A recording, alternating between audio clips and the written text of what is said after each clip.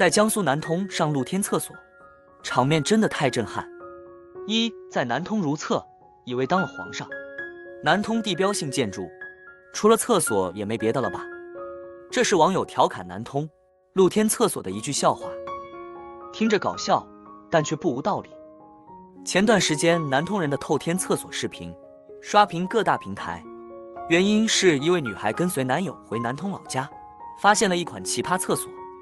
那么南通的厕所到底长啥样啊？南通厕所一般没有门，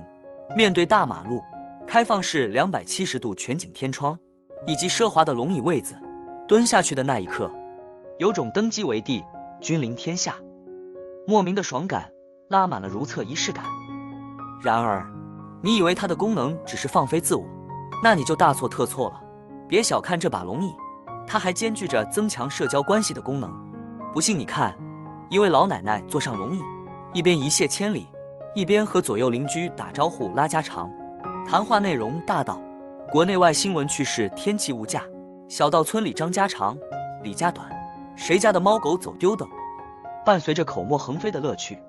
又完成了一件人生大事，起身擦屁股回家，聊天终止，期待下次厕所再聚。更为错愕的是，这种龙椅除了有低调独享款，还有浪漫双人款和至尊多人款，也就是说还可以和朋友家人同享。一位南通网友回忆道，小时候家里厕所不够用，爸爸还做了个小的，与大的并排放，和爸爸一起上厕所，感觉爸爸是皇上，自己像太子，亲子共享，其乐融融。还有更奇葩的是，一位南通老师傅一次酒后吐真言说，他是在上厕所的时候遇到今生挚爱，也算是自由恋爱吧。然而这款独享版的龙椅在口罩期间也发挥了很大作用，不用入户便可以给大爷做核酸检测。尽管南通龙椅厕所具备了多重功能，但它依然是很多南通人不堪回首的童年往事。一位网友回忆道，小时候坐上龙椅，双腿悬空不着地，很没安全感，担心掉下去吃屎。在农村，由于需要利用粪池的肥料浇田，特地在龙椅下方挖一个巨大的粪池，甚至把猪养在座椅背后，小孩子若调皮玩耍，便会掉下去或者被猪拱，因而给南通人留下了难以忘怀的心理阴影。除此之外，更让人尴尬的是，当你进入厕所，便会看见大叔用报纸遮住脸，可是裆部以下暴露在外，毫无隐私可言。虽然南通露天厕所拥有诸多弊端，但时至今日，在某些角落依然存在。很多老年人依旧保持传统观念，认为龙椅方便适用，所以即便国家大力投资新建改造农村厕所，也收效甚微。显然阻碍人类文明进步的并非厕所，而是人们固有的观念。阻碍人类文明进步的不是厕所，而是观念。尽管露天厕所是时代的产物，但其遗留的环境污染问题和对人类文明进步的阻碍不容小觑。数据显示，全球70亿人口，有60%人家中没有厕所，超过8亿人仍然露天入厕，18亿人喝的水没有隔离排泄物污染，80%的生活废水未经处理就重新注入整个生态系统。在发展中国家则有高达62%的粪便没有得到安全处理，也就是意味着在一些卫生条件差的地区，自己产生的排泄物很可能就成了孩子的饮用水。尤其在印度厕所急缺的地区，情况更糟，每天约有1000名5岁以下的印度儿童死于腹泻。不仅如此，露天厕所还严重影响了当地女性的人身安全。据说在印度，目光所及皆是厕所，不是因为他们厕所多，而是因为他们根本没有厕所。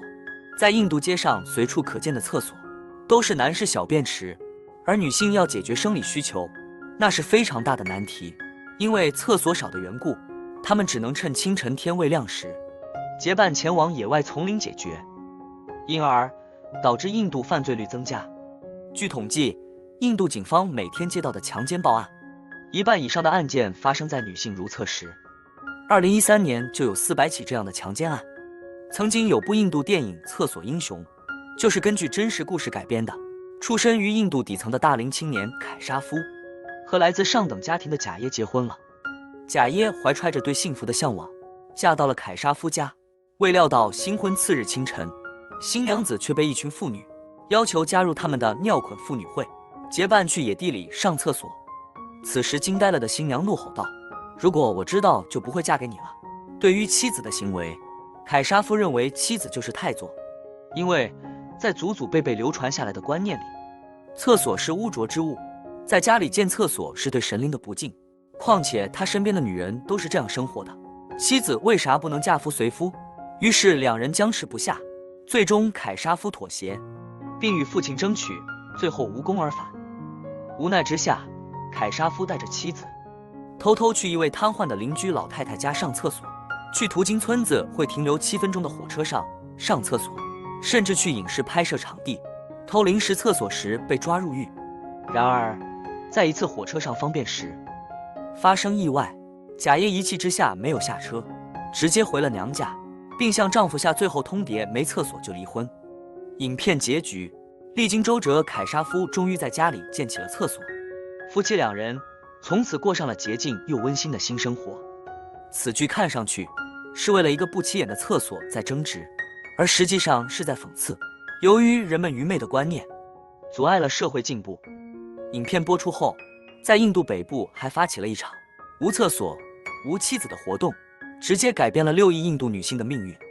没想到一间小小厕所不仅是人类健康的保障，更承载着人类追求文明和幸福生活。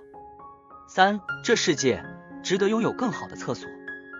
一次博览会上，比尔·盖茨提出世界值得拥有更好的厕所。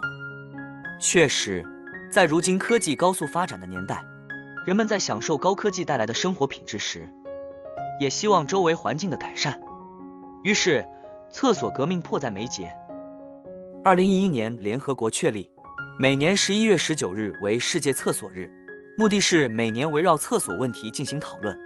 2023年世界厕所日的主题为加速变革，普及环卫措施，意味着在使命的召唤下，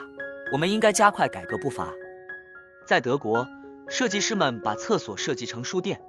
高尔夫场地等形状，成为当地地标建筑。同时在功能上也做了大胆改进，比如上厕所时能享受高端服务，擦鞋、按摩、听音乐、读书。在国内，拥有公厕之城的山西临汾，用了10年时间进行公厕改革，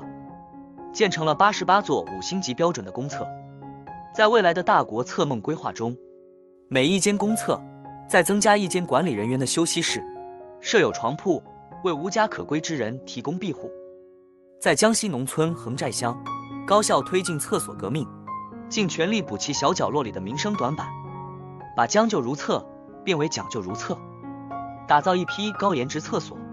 厕所革命任重道远，但只要我们提升认知，打破旧时观念，付诸行动，世界终将会因我们而改变。到那时，上厕所是一种享受，如厕是一种放松。当人们身处厕所中，远离工作压力和生活的一地鸡毛，你就是那个最自由而放松的人。为此，一起努力奋斗，